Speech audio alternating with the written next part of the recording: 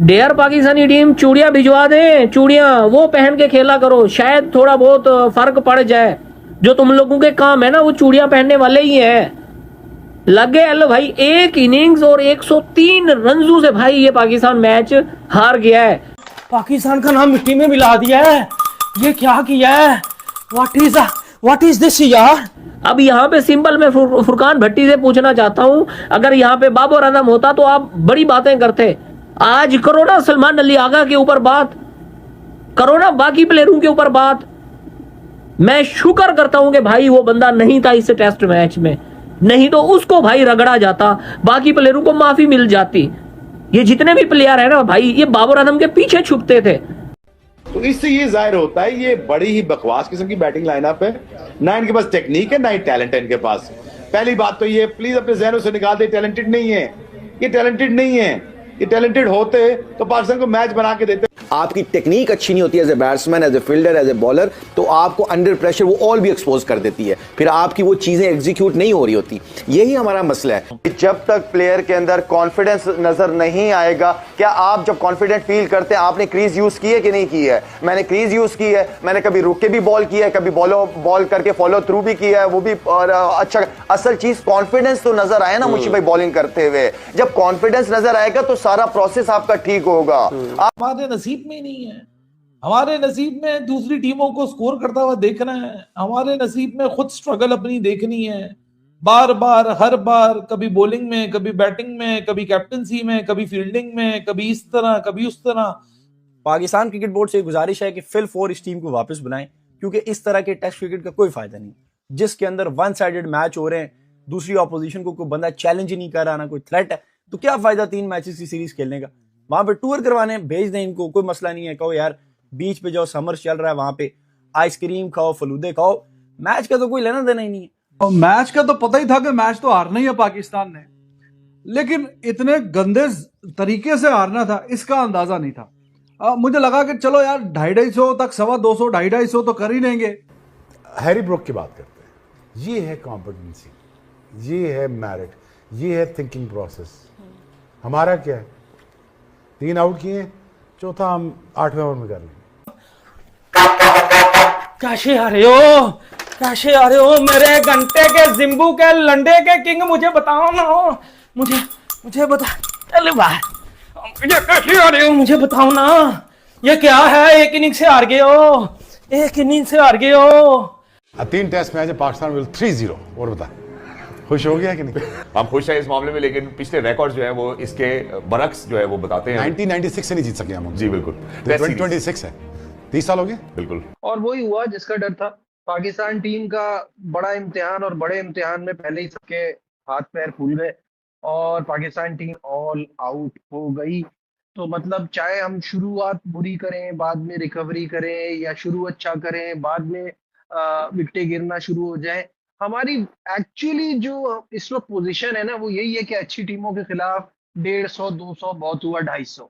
हम इससे ज्यादा करने की पोजीशन में नहीं है। बजा दिया इनका पकड़ के इंग्लैंड ने, इन गड्ढू को इंग्लैंड ने हरा दिया। जब बैटिंग करने आए तो सबसे पहले हमारे सूरमा इमामुल हक, मतलब इमामुल हक से कोई पूछे कि आप 30 टेस्ट मैच खेल गए, आपकी आपकी आपकी क्रिकेट का करियर जो है, बहुत सारे लोग इमामुल हक को पर्ची कह के चढ़ाते रहे।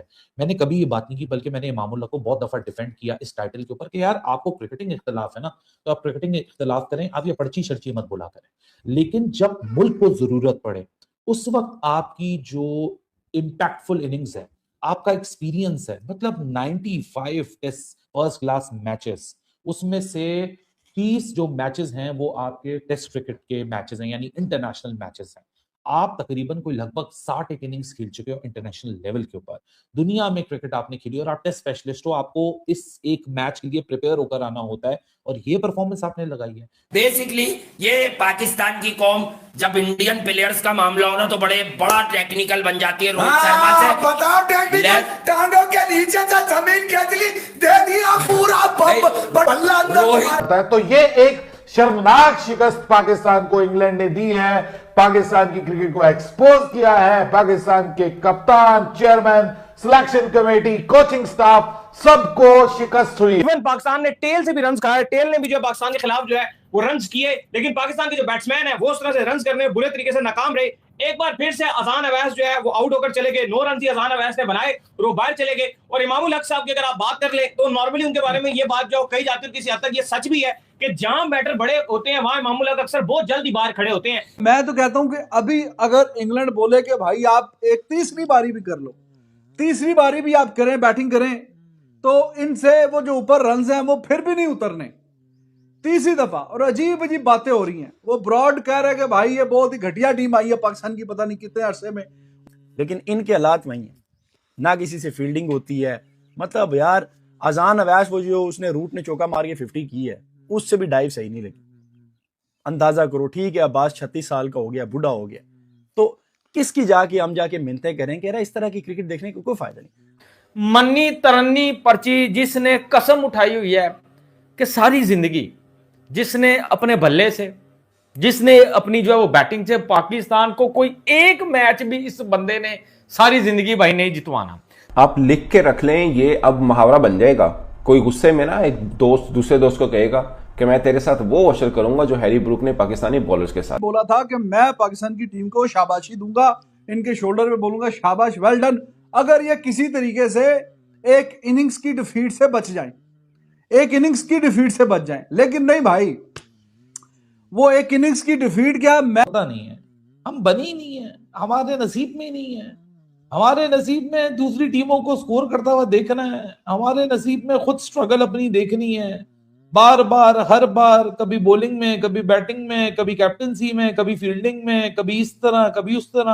भाई साहब हमारी जिंदगी में तो स्ट्रगल ही है। और अब तो दिल करता है अपने आप से ही सवाल पूछो कि कितने हैं ये सितम जो कभी ना हो रहे हैं हमारी जिंदगी से कम। अब क्या करें बंदा, मतलब गुस्सा कर लें, चीख लें, चिल्ला लें, फ्रस्ट्रेट हो जाएं, बैश कर दें, रोज कर दें, ओ भाई साहब इस टीम को टस से मस कोई कद्दू फर्क नहीं पड़ता। मैं सुबह भी वो वीडियो किया कि काफी ज्यादा लोग जज्बाती हैं पाकिस्तान में स्टुअर्ट ब्रॉड की स्टेटमेंट को लेके। फिर इंग्लिश मीडिया ने, वो टेलीग्राफ ने एक टाइटल छाप दिया कि ये तो 50 सालों में सबसे बुरी टीम है जो कि इंग्लैंड टूर करने आई है पाकिस्तान की। तो लोगों को बहुत गुस्सा चढ़ा कि देखो हाउ डेयर इंग्लिश मीडिया ने बात की। मैंने भी सुबह भी यही बोला कि भाई आप अगर कोई फाइट नहीं दिखाओगे, आप किसी किस्म की कोई स्पिरिट नहीं दिखाओगे, गेम में हार जीत होती है, लेकिन आप बिल्कुल हथियार डाल दोगे, बेबसी की तस्वीर बन के दुनिया के सामने उभरोगे, तो दुनिया तो यही बोलेगी ना, मतलब इंग्लैंड जहां, और मैं तो हमेशा कहता हूं कि इंग्लैंड क्रिकेट बोर्ड ने पाकिस्तान का बड़ा साथ दिया और पिछले काफी सालों से साथ दिया है। मतलब काउंटी में जिस तरह हमारे लड़के डेवलप हुए, वसीम बकार, पता नहीं कौन कौन से लेजेंड हमारे खिलाड़ी वहीं रहते रहे और वहां से क्रिकेटर खेल के लेजेंड क्रिकेटर्स बने। बड़ा एक रिस्पेक्ट का एलिमेंट है। अगर इंग्लैंड आज आपके बारे में ये कह रहा है ना कि 50 सालों में सबसे बुरी